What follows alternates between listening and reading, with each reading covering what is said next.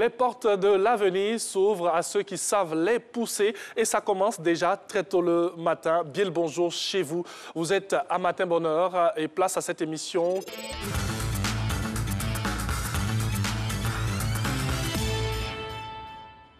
Et nous démarrons avec nos consultants. Le premier, Dr Claver Ian, il est chercheur au Centre normal de Fleuriste.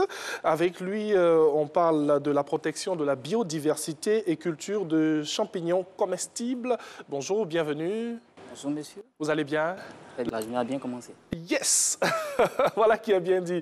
Alors, avec vous aujourd'hui, je l'ai dit, protection de la biodiversité et culture de champignons comestibles. Pour nos téléspectateurs, qu'est-ce que c'est qu'un champignon? Merci, monsieur. Un champignon, il faut savoir que c'est un être vivant, comme nous d'ailleurs, et qui peut être unicellulaire, c'est-à-dire constitué d'une cellule ou constitué de plusieurs cellules. Donc, pour les espèces de champignons constitués d'une cellule, on peut parler des champignons que nous avons dans nos assiettes, les champignons pleurotes, par exemple, ou les champignons de palmier. Et son appareil végétatif, c'est-à-dire la partie qui lui permet donc de se développer, d'assurer sa croissance, est appelée mycélium. Donc, c'est ce qu'on utilise généralement pour faire la culture des champignons. Et il faut savoir que c'est un organisme qui est dépourvu de chlorophylle. Donc, c'est-à-dire la chlorophylle, c'est une molécule qui permet d'assurer la photosynthèse. Et comme elle est dépourvue, ou comme il est dépourvu de chlorophylle, c'est ce qui a fait que les scientifiques l'ont retiré du règne des végétales pour en constituer un règne à part entier qui est le règne des champignons. Merci beaucoup. C'est vrai qu'il y a des thèmes techniques et scientifiques que nous allons aussi expliquer à nos téléspectateurs. On parle de champignons comestibles, donc il y en a qu'on peut manger comme ce que vous avez cité tout à l'heure, ce qui fait partie de notre sujet d'aujourd'hui, protection de la biodiversité et culture de champignons comestibles. Et quelles sont les différentes vertus des champignons? Les vertus des champignons comestibles sont donc nombreuses. Et nous allons citer trois vertus ici. Nous avons la vertu alimentaire, la vertu donc médicinale et la vertu cosmétique. La vertu alimentaire, c'est que les champignons peuvent être utilisés comme aliments. Donc, et aussi, elles permettent donc d'assurer le bien-être des personnes qui les consomment. Et c'est une vertu qui fait référence donc au bien-être, comme je le disais. Au bien-être, oui. Voilà, au bien-être. Et les champignons sont riches en protéines. Donc, on peut les utiliser comme viande, comme poisson, donc pour agrémenter notre alimentation. On peut aussi utiliser les champignons comme légumes parce qu'ils sont riches donc, en vitamines, notamment les vitamines du groupe B, et aussi en éléments minéraux qui peuvent donc assurer aussi le bien-être. Alors, les espèces que nous apprécions chez nous en Côte d'Ivoire, et surtout que vous cultivez, sont lesquelles? Nous avons cultivé une douzaine d'espèces. Et parmi ces douzaines d'espèces-là, il y a 3 espèces qui sont bien appréciées par la population. Il y a les champignons de palmier que vous connaissez bien, qu'on retrouve sur nos marchés. Nous avons aussi les champignons noirs et les champignons pleurotes. Voilà. Ce sont ces 3 espèces-là qui sont bien appréciées par la population. Par la population, surtout les champignons noirs qui sont très consommés dans l'ouest de la Côte d'Ivoire. Tout à fait. Je sais de quoi je parle. Alors, la culture des champignons a-t-elle bien des avantages pour les populations? On parlait de bien-être tout à l'heure. Il y en a d'autres encore? Oui, la culture des champignons a des avantages, effectivement. Et parmi ces avantages-là, il faut savoir que c'est une culture qui est rentable, qui permet, qui est rentable, qui permet aussi de lutter contre la pauvreté. C'est une activité qui est pourvoyeuse d'emploi. Et je vais expliquer de façon simple. Pour quelqu'un qui, par exemple, a une somme de 200 000 francs, peut se lancer dans la culture des champignons. Si vous avez, par exemple, les moyens de vous lancer dans cette activité, si vous avez la capacité de produire 1000 sachets, c'est-à-dire des substrats, des ballots, sur 1000 sachets, au bout de 4 mois, vous pouvez donc avoir 300 kg de champignons frais. Et si vous multipliez ces 300 kg de champignons frais par 1000 francs le kilogramme de champignons en supermarché, je prends le cas des pleurotes, vous pouvez vous retrouver avec 350 000 francs après 4 mois de récolte. C'est bien beau ce que vous dites, mais est-ce qu'en Côte d'Ivoire, cette culture, est-ce qu'elle est vulgarisée? Malheureusement, la culture des champignons n'est pas encore vulgarisée comme dans certains pays. Malheureusement. Malheureusement. Et c'est pour ça d'ailleurs que nous sommes là, pour parler donc de la culture des champignons, pour dire qu'en Côte d'Ivoire désormais, il est possible de cultiver les champignons et aussi il est possible d'avoir des semences. Parce que l'un des facteurs limitants en Côte d'Ivoire dans la culture des champignons, c'est la disponibilité des semences.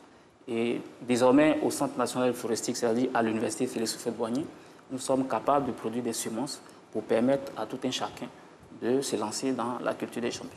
Bien sûr. Alors, c'est vrai que vous dites que malheureusement, ce n'est pas vulgarisé. Il n'y a pas beaucoup d'Ivoiriens qui savent beaucoup aussi sur ce qu'on appelle la culture des champignons. Alors, vous, à votre niveau, à part venir ici et parler à ces Ivoiriens, qu'est-ce que vous faites concrètement sur le terrain? Ce que nous faisons concrètement sur le terrain, c'est que depuis 2019, nous avons commencé à faire des campagnes de sensibilisation. Donc, nous avons pu déjà sensibiliser une cinquantaine de personnes et nous avons organisé des sessions de formation. Nous sommes aujourd'hui à 6 sessions de formation et d'ailleurs, on a une 7e session de formation au mois de février donc pour former les personnes qui désirent se lancer dans cette activité. Et je pense qu'il faut avoir le courage, il ne faut pas avoir peur de se lancer parce que c'est une activité qui est génératrice de revenus. Oui, une activité rentable, comme vous l'avez signifié tout à l'heure. Combien de temps faut-il pour avoir les premières récoltes? Pour celui qui se lance dans la culture des champignons, il vous faut 1 mois pour certaines méthodes ou 2 mois pour d'autres. Et cela aussi dépend des supports qu'on utilise, du substrat. Par exemple, si vous utilisez la poudre de bois, la scierie de bois, vous avez 2 mois pour récolter vos premiers champignons. Et si vous utilisez par exemple la paille de riz ou les rafles de palmier ou encore les épulchures de manioc, vous avez 30 jours pour récolter vos premiers champignons. Dans des endroits bien spécifiques? Dans des endroits bien spécifiques. Lesquels par exemple? Par exemple, pour cultiver les champignons, il faut le faire dans un endroit clos. Si vous avez donc un hangar, ou vous avez une maison inachevée, vous pouvez réhabiliter pour produire vos champignons. Vous n'avez pas besoin de détruire donc, la forêt pour réaliser cette activité-là. Merci beaucoup, mais n'ayez pas trop de maisons inachevées. Il faut quand même terminer la construction. Alors, avant de terminer, en quoi les champignons, la culture des champignons, permet-elle de protéger la biodiversité? Merci, monsieur. Effectivement, la culture des champignons permet de protéger la biodiversité. La culture des champignons est une activité qui se fait hors sol. Et donc, et aussi, c'est une activité qui ne nécessite pas l'utilisation de produits chimiques, de pesticides, etc. Donc, c'est une culture qui se fait, comme je l'ai dit, dans un endroit clos, dans une maison inachevée ou un hangar où vous pouvez donc réaliser votre propre champignon. Et donc, vous n'avez pas besoin de détruire la forêt, comme j'ai dit, alors qu'on sait que beaucoup d'êtres vivants ont besoin de forêt pour vivre. Beaucoup d'êtres vivants sont liés à la forêt. Et donc, si nous détruisons la forêt, il va sans dire que ces organismes-là auront leur vie menacée. Alors que si on fait des activités agricoles dans un endroit hors sol, il va sans dire que ces organismes-là ne seront pas donc, inquiétés par les activités que nous menons. Merci beaucoup au docteur Claver Ian. On rappelle qu'il est chercheur au Centre national de floristique. Merci. Avec vous, on a parlé tout à l'heure de la protection de la biodiversité et culture des champignons comestibles. On aura plaisir à vous recevoir pour développer encore ce sujet très important. Ce qu'il faudrait retenir, chères populations ivoiriennes, c'est que c'est une culture rentable et qui est bien aussi pour notre corps. Vous voulez ajouter quelque chose rapidement? On a déjà terminé. Donc, je voudrais dire, pendant ces périodes de fête, de fin d'année, il serait intéressant que les populations consomment les champignons parce que c'est bien pour la santé. Merci beaucoup à vous, cher docteur Claver Ian. La suite dans cette émission, vous êtes à Matin Bonheur sur RTI 1. Nous permettons comme ça à des personnes de nous raconter leur rituel le matin. On regarde et c'est avec nos appels WhatsApp.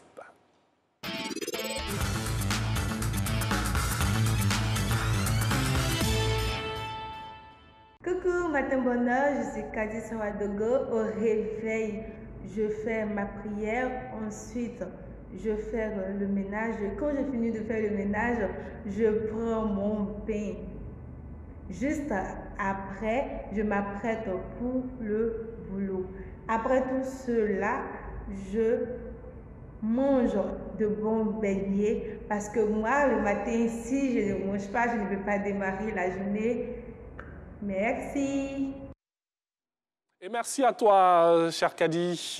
Allez, on passe à un autre appel. On a une autre personne qui veut vous parler. L'équipe des Matins Bonheur, je suis très contente de pouvoir partager avec vous tout ce que je fais le matin à mon réveil. J'écoute de la bonne musique, la musique très douce qui me permet de pouvoir passer une très belle journée. Après cela, je balaye et je nettoie la maison. Ensuite, je me fais un très bon petit déjeuner qui est composé d'omelette, de lait et de pain. Après cela, je fais la vaisselle et je prends une bonne douche pour me rendre au service, pour passer cette belle journée qui m'attend. Voilà, on mange le matin et puis on s'apprête pour cette belle journée. Amenez-nous comme ça, envoyez-nous vos vidéos, vos appels. Voilà, on a envie d'avoir, bien sûr, envie de savoir ce que vous faites le matin lorsque vous vous réveillez. On a nos rituels, on aime la prière, on aime bien manger, on boit de l'eau avec des séances de cure d'eau. On ne va pas boire de l'eau pendant 3, 4, 5 minutes. On va juste se permettre comme ça, voilà, 1 litre pour commencer. Ensuite, peut-être un verre d'eau pour commencer, pourquoi pas. Allez, merci déjà à toutes ces personnes très réactives qui nous emmènent eh bien, leurs différentes vidéos.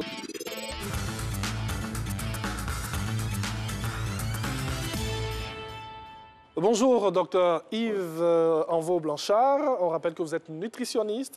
Je disais tout à l'heure les clés pour comprendre le cholestérol. Bonjour, bienvenue. Bonjour. Vous allez bien? Oui, ça va. Très heureux de vous retrouver. Merci beaucoup. Alors, docteur Anveau-Yves Blanchard, qu'est-ce que c'est que le cholestérol? Dernièrement, je parlais de la famine des gras, de la matière grasse. On a cité l'huile et aujourd'hui, on parle du cholestérol. C'est-à-dire que le cholestérol fait partie de la grande famille du gras, les lipides, mais un peu de stérol, et qui est produit dans le corps animal. C'est-à-dire que dans le monde animal, on le produit le cholestérol. Voilà. On reste toujours dans la même lancée pour pouvoir expliquer. Voilà. Donc ça fait partie de la grande famille du gras. Oui. Voilà. Donc, mais dans cette même famille, il y a l'huile, et il y a le cholestérol. Voilà. La preuve, quand on fait des examens de sang, il y a le cholestérol, on fait le cholestérol total, le bon cholestérol qu'on appelle le HDL cholestérol, le LDL cholestérol et après on vérifie le gras. C'est-à-dire qu'il y a le cholestérol à part et il y a l'huile à part. Généralement, quand on fait nos examens, on voit taux de cholestérol. Effectivement, voilà. Donc il y a des valeurs. Il y a des valeurs, c'est-à-dire qu'il y a le cholestérol total selon les appareils qui peut varier de 1,50 à 2. C'est le cholestérol total. On a ce qu'on appelle le bon cholestérol, qu'on appelle le HDL cholestérol, c'est un terme anglais, High Density Lipoprotein Cholesterol. Il y a ça, on doit avoir une valeur au-delà de 0,45 parce que lui, il est protecteur. Le HDL cholestérol, il est protecteur. Et ce qu'on appelle le mauvais cholestérol, le LDL cholestérol, low density lipoprotein cholestérol, c'est le mauvais cholestérol. Lui, il doit être en dessous de 1,60. Au-delà de ces valeurs, alors il devient dangereux pour la santé. Merci beaucoup. C'est vrai que vous avez commencé à parler du bon et du mauvais cholestérol, mais on reviendra certainement là-dessus pour une meilleure compréhension. La semaine dernière, on a parlé du gras, de l'huile, donc. Mais le cholestérol, où est-ce qu'on le trouve? Généralement, comme je dis, c'est de la même famille, famille que le gras. Donc, on trouve généralement le cholestérol dans ce qu'on appelle les produits riches en gras. C'est-à-dire que dans la viande, dans le beurre, dans certains fromages, etc. Donc, on trouve le cholestérol, même dans le poisson, on trouve du cholestérol. Mais on ne trouve pas du cholestérol dans le monde végétal. Okay. C'est-à-dire qu'aucune huile vendue sur le marché d'origine végétale ne contient du cholestérol. Donc, on trouve du cholestérol dans le monde gras. C'est-à-dire que dans le lard, ou bien dans le beurre, ou bien dans la viande que nous avons, on trouve du cholestérol. Mais souvent, c'est l'erreur qu'on fait aussi chez nous à la maison. Hein. On se dit que si on consomme de l'huile, eh bien, ça va augmenter le taux de cholestérol. Non. Souvent, c'est l'erreur qu'on commet. On se dit non, je ne mange pas de l'huile parce que j'ai un taux de cholestérol élevé. Alors, j'aimerais faire comprendre à tous ceux qui nous suivent qu'on doit comprendre le cholestérol. Lorsque nous faisons un bilan de sang et que nous avons le cholestérol dans le sang, on dit généralement, ce qui est écrit, c'est que le cholestérol que nous avons dans le sang, la majeure partie, c'est-à-dire que les 75%, ont été produits dans le foie. Donc, il y a une production interne de cholestérol qui est plus élevée que ce que nous mangeons. Bien sûr. C'est-à-dire que, je prends un exemple. Si je connais un aliment qui peut induire une production, et puis je connais un aliment qui en contient peu, s'il y a un choix à faire, je vais faire le choix de celui qui contient un peu de cholestérol. Mais faire attention à ce que je dois produire à l'intérieur de moi, parce que lui, il fait près de 75% du taux de cholestérol sanguin. Donc voilà. Vous comprenez? Donc, oui, bien sûr. Donc, ne pas en abuser. Voilà, ça veut dire que ce n'est pas ce que j'ai mangé qui va induire mon cholestérol dans le sang. Oui. Ce n'est pas le cholestérol que j'ai mangé, mais c'est un aliment que je vais manger qui va induire la production. C'est-à-dire qu'il y a une production interne dans le foie. Déjà, oui. Voilà, dans le foie. Et à ce niveau, j'aimerais faire une bonne précision. Allons-y. Alors, on note que lorsqu'on fait des tests à l'hôpital et on fait des analyses, on se rend compte qu'il y a beaucoup plus de jeunes personnes, de jeunes hommes, garçons, qui font plus de cholestérol que chez la femme. Ce qui est confirmé, c'est que lorsque, à âge égal, c'est-à-dire que lorsqu'on est adulte, une femme qui a une activité ovarienne normale, c'est-à-dire qu'une activité ovarienne normale, alors on dit que chez cette femme, il y a une hormone qu'on appelle l'oestrogène qui protège la femme. Vous allez voir que la jeune femme fait moins de cholestérol que le jeune homme. Oui. Parce que nous, les hommes qui n'avons pas cette hormone, nous n'avons pas de protection. Donc, nous en produisons plus que les femmes. Mais la femme est aussi protégée jusqu'à partir de la ménopause, alors elle n'est plus protégée. Ou bien une femme qui prend des précautions avec des contraceptifs, alors cette femme-là n'est pas aussi bien protégée comme celle qui n'a pas qui n'utilisent pas les méthodes de contraception. Voilà. Donc, c'est pour dire que nous produisons en nous, mais à âge égal, l'homme produit plus de cholestérol que chez la femme. C'est-à-dire qu'on va prendre les mêmes risques. Je prends un exemple. Vous êtes à la maison, monsieur, madame. Oui. Alors, il y a les aliments que madame va manger et que vous-même, vous allez manger ces mêmes aliments. Mais lorsqu'on fera le bilan, c'est vous qui allez faire, vous, le garçon, c'est vous qui allez faire le cholestérol, alors que la femme n'en fera pas. C'est vrai, on voit dans les familles beaucoup des hommes, surtout, beaucoup de garçons viennent plus en cardio pour un problème de cholestérol, alors qu'ils ont mangé les mêmes repas que la femme. À vous entendre, on se dit que chez nous, à la maison, on fait tellement d'erreurs et ces erreurs-là nous rendent malades après. Bon, souvent, les hommes, on a la même alimentation que madame, mais nous devons faire attention. Il y a les comportements que je dis souvent que la femme fait, que l'homme ne doit pas faire. Oui. L'homme ne doit pas avoir le même régime alimentaire que la femme, parce que à quelques erreurs près, alors nous subissons l'effet du cholestérol. Voilà. Alors que nous avons mangé les mêmes repas que madame. La madame est protégée. Nous, les hommes, on n'est pas protégés. Généralement aussi, on nous dit je mange très tard, donc cela fait que mon cholestérol est élevé et tout. Qu'en est-il exactement de ce que nous disons chez nous à la maison? Non, ce n'est pas à ce niveau. Oui. Si nous mangeons tard, que nous n'avons pas, par exemple, nous n'avons pas dépensé l'énergie, dans le bilan que nous faisons, il y a ce qu'on appelle les triglycérides, c'est-à-dire les graisses. C'est-à-dire que comme nous avons mangé, que nous n'avons pas dépensé l'énergie, alors à ce niveau, le corps va déposer ce que nous avons mangé, cette énergie, sous forme de gras. Oui. Donc on verra les triglycérides, c'est-à-dire que les lipides, les gras, on voit la graisse dans le sang, mais ce n'est pas le cholestérol. Oui. Le cholestérol dans le sang est dû. En science, c'est ce qu'on appelle les aliments à index glycémique élevé. C'est-à-dire que les aliments qui descendent vite dans le sang. Je prends un exemple. On prépare le riz. Le riz, on le mange. Oui. Quelqu'un va manger le riz à basse température. Le riz, il est cuit, il a laissé refroidir. Celui qui va manger le riz un peu chaud fumant, lui, il va faire du cholestérol, alors qu'il a mangé le même riz que l'autre.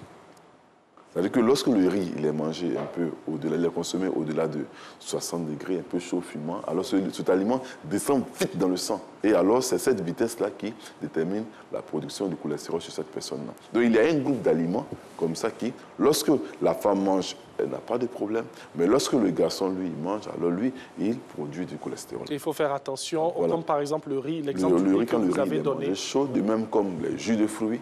Vous voyez, il est bien intéressant de manger plutôt le fruit lui-même que de manger le fruit. La jeune dame, une jeune femme de 16 ans, bien de 22 ans, de 30 ans, elle va boire un jus de fruits, elle n'aura rien. Pourtant, si vous, comme moi, on se met à boire les jus de fruits comme la bonne dame le fait, vous allez voir qu'un matin, vous allez avoir un pic de LDL cholestérol. Le mauvais cholestérol, vous allez faire un pic de mauvais cholestérol. Il y a un groupe d'aliments comme par exemple les frites. Les frites ont le même comportement, les bouillies de riz, le même comportement. J'ai été dans une entreprise où on faisait une enquête. Oui. On s'est rendu compte que les jeunes embauchés qui avait un comportement stéréotypé. C'est-à-dire que le matin, il prend ses galettes, il prend sa bouillie. Son calcul me faisait rire, c'est-à-dire qu'il a 500. Oui. Le matin, comme il doit prendre son taxi à 250, donc il paye les galettes 150, la bouillie 100 francs et la monnaie, il prend. Donc, et c'est ça tous les matins. C'est-à-dire que tous les matins, il déposait, il mangeait un aliment, les galettes, qui induisait du cholestérol. Et un matin, il s'est retrouvé un pic autour de 3 grammes de cholestérol dans le sang. Et lorsqu'on échange, c'est l'habitude du matin. C'est-à-dire que les matins, les bouillies. Pourtant, si c'était une jeune femme qui faisait cela, elle n'aurait pas eu de cholestérol. Alors, on va rester avec les aliments, s'il vous plaît. Quels sont les aliments à éviter quand on a du cholestérol? Alors, on rencontre certaines personnes qui disent « Non, moi, j'ai une hypercholestérolémie, c'est-à-dire que je prends et il y a un taux de cholestérol élevé pendant des années. » Alors, on évite ces personnes-là. Lorsque vous prenez des médicaments contre le cholestérol, parce que souvent, sur les statines qu'on utilise, ces médicaments, souvent, lorsque c'est utilisé sur une longue période, ça peut jouer sur le foie. Ça peut jouer sur le foie, même souvent des cancers de foie. Donc, si vous prenez des médicaments contre le cholestérol pendant des années, alors souvent, venez ensemble, et puis on va échanger ensemble, on va détecter, voici cet élément qui induit la production de cholestérol chez vous. Alors, certains aliments induisent la production de cholestérol, comme par exemple, tout à l'heure, c'était la bouillie de riz. La bouillie de riz qui va induire le cholestérol, il y a aussi les fruits de pommes de terre, même le pain blanc. Comme je dis souvent à mes patients, le pain blanc, on ne mange pas le pain blanc simplement. On mange du pain avec quelque chose, c'est-à-dire que du pain avec de l'avocat ou bien du poisson, de la viande. Mais lorsque vous mangez le pain blanc, c'est-à-dire que vous allez à la boulangerie, vous payez un pain blanc bien chaud, croustillant, que vous prenez. Si vous prenez cette attitude, un matin, vous aurez le LDL cholestérol, vous devrez avoir un pic de cholestérol. Et on le consomme comme ça, surtout quand il est chaud. Voilà, il est très intéressant, mais avec les patients qu'on rencontre, vous allez, certains ont eu leur cholestérol juste parce qu'ils affectionnent le pain blanc croustillant. On mange du pain blanc avec quelque chose. Mais lorsque vous prenez du pain blanc simplement comme ça, sachez que vous allez avoir un jour un pic de cholestérol. Quel que soit le type de pain, même si c'est du pain complet, dans tous les cas, si vous prenez du pain comme ça, même si vous prenez les biscottes, c'est la même chose. Il faudra les manger avec quelque chose. Et lorsqu'on fait les enquêtes en Côte d'Ivoire, c'est ce que nous avons appelé l'héritage colonial, c'est-à-dire que le pain café tous les matins. Oui. Vous allez voir que ceux qui font du pain café tous les matins, chez la jeune femme, elle n'aura rien, mais chez le garçon, alors, un matin, il va faire un pic de cholestérol. Vous insistez beaucoup sur le fait que la femme, l'homme et tout, il y a cette différence. Je le dis parce que souvent, dans nos foyers, ce sont les hommes qui meurent vite. Je le dis. Et aujourd'hui, on a trouvé le secret. On a trouvé pourquoi souvent les hommes meurent vite. Parce qu'il y a des choses que femme fait, garçon ne fait pas. Oui. Voilà. Et c'est ce que vous expliquez. Voilà, c'est pourquoi j'insiste depuis. Il y a des choses que femme fait, garçon ne doit pas faire. Quand un homme ne sait pas qu'il fait la même chose comme sa femme, alors vous allez voir autour de 45 ans, 50 ans, 60 ans, on pense qu'on est âgé. Non, à 40 ans, nous ne sommes pas âgés, nous sommes encore jeunes. À 50 ans, on vient de faire une moitié, il reste encore une moitié. Mais généralement, dans les foyers, quand vous arrivez, vous voyez, c'est chaque fois le monsieur qui est malade, la faim, la AVC, là, parce qu'il s'est comporté comme une femme pendant qu'il mangeait. Il y a des choses qu'il dit bien, une femme fait que le garçon ne fait pas. Bon, on va continuer sur ces choses-là pour nos téléspectateurs, sur ces choses que la femme doit faire et l'homme ne doit pas faire. Lesquelles encore? Vous en avez cité plusieurs, quelques-uns de ces faits. Alors, je prends souvent, nous sommes chez nous, on passe souvent à bord d'un maquis ou bien d'un bar, on passe, vous allez voir monsieur, madame, le soir, ils sont sortis en train de boire. Alors, comme monsieur veut jouer les sucreries, il prend les sucreries comme madame. La femme, elle prend les sucreries, l'homme, il prend du vin. Mais comme monsieur se veut jouer les galants, alors il prend la même chose comme madame. Mais quand je passe, quand il est gars, il dit, mais vous allez avoir des soucis. Mais je ne consomme pas de l'alcool depuis bien longtemps. Restez à l'eau alors. Restez à l'eau. Ou bien ces occasions de sucreries, ou bien de ces boissons sucrées, que ça soit rare. Mais sachez que toutefois que vous êtes en train de prendre un pot sucré, vous allez déposer. Vous faites ça 10 fois, vous allez en déposer 10 fois. Et c'est comme ça marche. Le matin, ah madame, bien coco, c'est bien, c'est intéressant, voici un jus de fruits. Il y a des choses que femme fait, garçon ne fait pas. Mais généralement, on se dit, le jus de fruits le matin, ça nous booste, ça nous donne de la force et tout, et on ne doit pas en consommer chez les hommes, surtout. Oui, c'est intéressant d'avoir l'énergie le matin, mais sachez qu'en même temps que vous faites rentrer l'énergie, vous allez aussi un pic de cholestérol. Et il faut voir, il y a des choses qu'il faut faire un choix.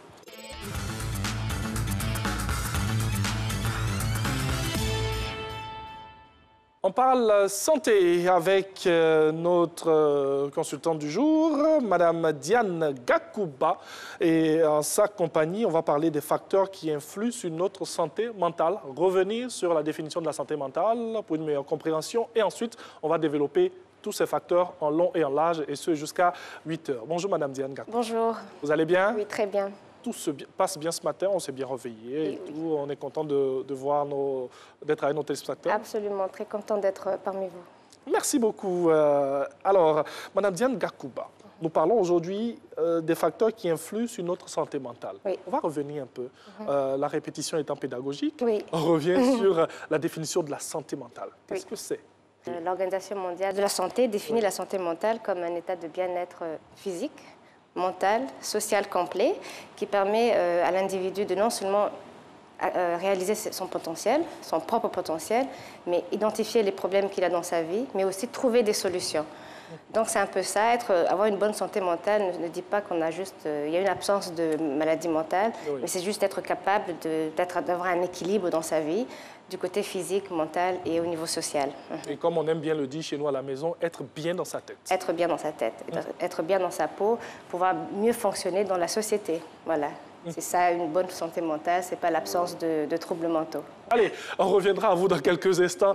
Juste le temps pour nous d'aller avec cet élément. Et qu'est-ce que les Ivoiriens pensent de cette santé mentale et de ce facteur qui influe sur notre santé mentale? On revient.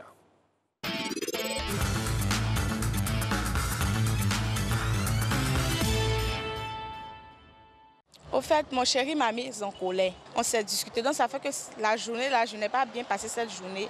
J'ai été tellement bousculée, donc je n'ai même pas pu travailler. Ça a complètement mélangé ma journée même. Quand je suis en colère, je n'arrive pas à travailler, même pas à parler avec les gens. Un petit truc m'énerve. Quand quelqu'un me doit, qui ne veut pas payer, ça joue sur ma vie, ça joue sur ma conscience, sur mon mental. Je peux traduire la personne en justice. Parce que quand tu me dois, que tu refuses de payer, c'est comme tu es contre moi. Tu veux ma mort. Ceux qui ont des problèmes là, ceux qui ont des soucis là, les soucis c'est ça qui envoie les problèmes. Et quand tu as les soucis, tu ne sais pas que faire. Ça va t'entraîner dans une maladie, il va te tuer. Or, s'il y a une maladie, il faut avoir les moyens pour que tu puisses te faire soigner. Mais si tu n'as pas les moyens, qu'est-ce qui s'ensuit? C'est la mort. Ça peut être une mort brutale. Ça peut être même ABC, ça peut rendre fou, tout cela. Ce qui peut jouer sur le mental, je prends le cas d'une femme qui vient de perdre son mari. Le père a été malade parce qu'il n'avait pas de moyens pour se faire soigner. Le monsieur est parti en laissant tout un tas de problèmes derrière lui. La femme ne peut pas résoudre. Ce sont des choses qui font jouer sur le mental. Toi, tu n'as pas assez d'argent. Comment tu vas faire? Donc, c'est tout ça qui fait créer des stress. Voilà, on a entendu là ces populations qui se prononcent sur ces facteurs. Oui. On retient, Madame Diane Gakouba, qu'il faut nous aider nous-mêmes à rendre notre quotidien agréable. Absolument. Et ça, je vais parler aussi du fait de chercher du bonheur en pensant qu'une personne va nous rendre heureux. Il y a des personnes qui entrent en couple et aussi qui se plaignent en disant que mon partenaire ne me rend pas heureux. Alors que ce n'est pas le cas. Avant d'entrer en couple, il faut d'abord identifier qu'est-ce qui vous fait plaisir d'abord. Parce qu'il faut avoir une passion. Regardez par exemple, il y a des hommes et des femmes qui aiment le football. Regardez comment ils crient quand il y a un but. Mais regardez le mariage, le jour du mariage ou la naissance d'un bébé. C'est rare de voir en fait un parent qui crie le jour même, le jour du mariage, les gens qui crient comme ça. Alors il y a des femmes ou des hommes qui disent mais pourquoi est-ce qu'il n'est pas aussi passionné? Il ne souriait pas autant le jour du mariage, la naissance de mon fils, il ne criait pas comme ça. Je dis parce que c'est une différence. Le mariage, les relations, ce sont des choses qu'on fait, on a banalisé ça, mais il y a une passion. Passion, ça veut dire ce que tu aimes, tu es vraiment passionné. Il y a des gens qui se marient juste pour se marier ou parce que c'est normal, on doit se marier. Mais la passion, c'est en fait, ça vient du cerveau. Et c'est une hormone en fait. Alors il faut d'abord identifier qu'est-ce qui te fait plaisir pour pouvoir chercher ces activités qui vous rendent heureux, avant même de compter sur l'autre personne de vous rendre heureux. Est-ce qu'on n'est pas trop exigeant avec nous-mêmes et avec les autres? En fait, on ne se connaît pas bien. Et puis, on pense que ce sont les autres qui nous rendent malheureux. Alors, je pense plutôt qu'on devait être plus exigeant envers nous-mêmes en cherchant à nous faire plaisir. Pas en se plaignant, en disant c'est l'autre qui ne me... Moi, j'ai fait tout ce qu'il faut faire, mais il faut se connaître. Il faut savoir qu'est-ce qui peut me rendre heureux et continuer à pratiquer, à faire ces exercices, ces activités qui vous rendent heureux pour mieux fonctionner et pouvoir être un bon partenaire. On ne serait pas égoïste quelque part? Égoïste pour faire plaisir aux autres, non, pour mieux fonctionner dans la société, c'est bien.